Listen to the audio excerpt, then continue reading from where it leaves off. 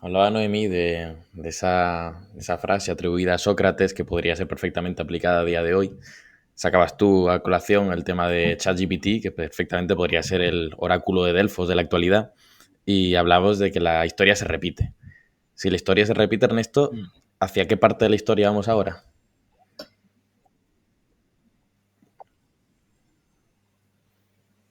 Ostras, muchos establecen una comparación entre estos años 20 y los años 20 del siglo XX, por la, entonces fue que era la gripe española, ¿no? Y ahora es la COVID,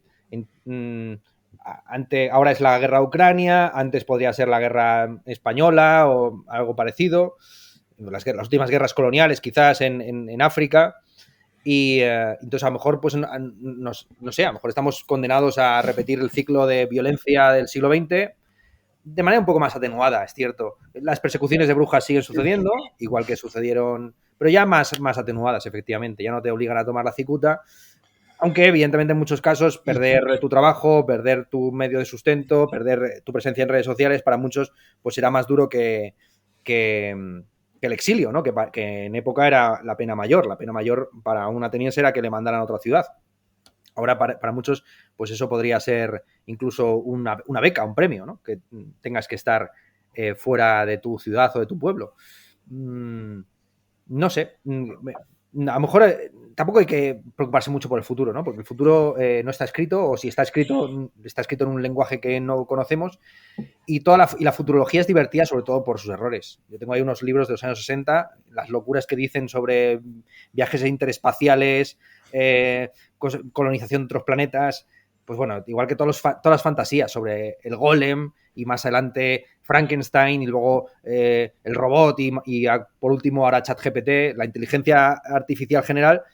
Bueno, uno es conservador en ese sentido y también piensa que está muy lejos de suceder. Podemos desarrollar algoritmos o máquinas en fin, que nos hagan el trabajo más fácil o más complicado, dependiendo de cómo estemos en la pirámide social. Se va revelando también, conforme avanza esto, que en fin, el puesto social y la retribución económica no depende de nuestra contribución marginal, la contribución marginal del trabajo que decían los economistas clásicos.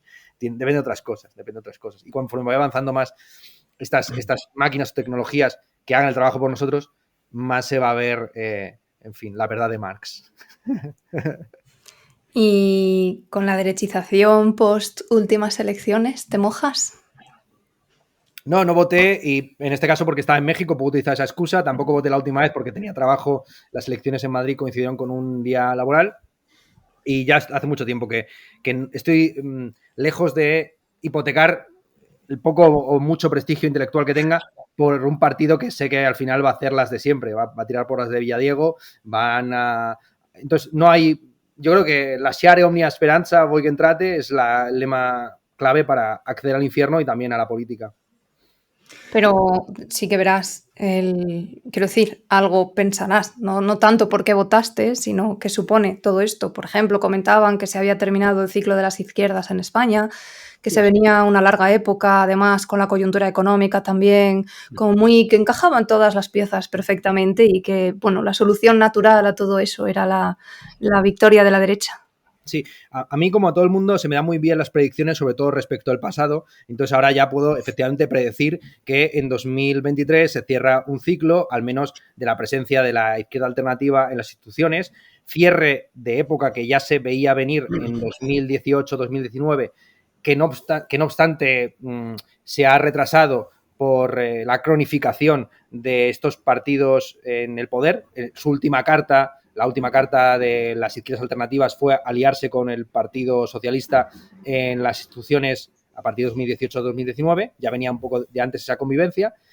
Y fue un cierre, efectivamente, de una época que empieza en el 2011 con el 15M, que ya veía su crisis hacia finales de la década de 2010 y a comienzos de la del 20, y que ahora ya, pues, ya hace mucho tiempo que olía. O sea, figuras efectivamente como Ada Colau pertenecen a otra época y ahora tendrá que venir otra cosa distinta.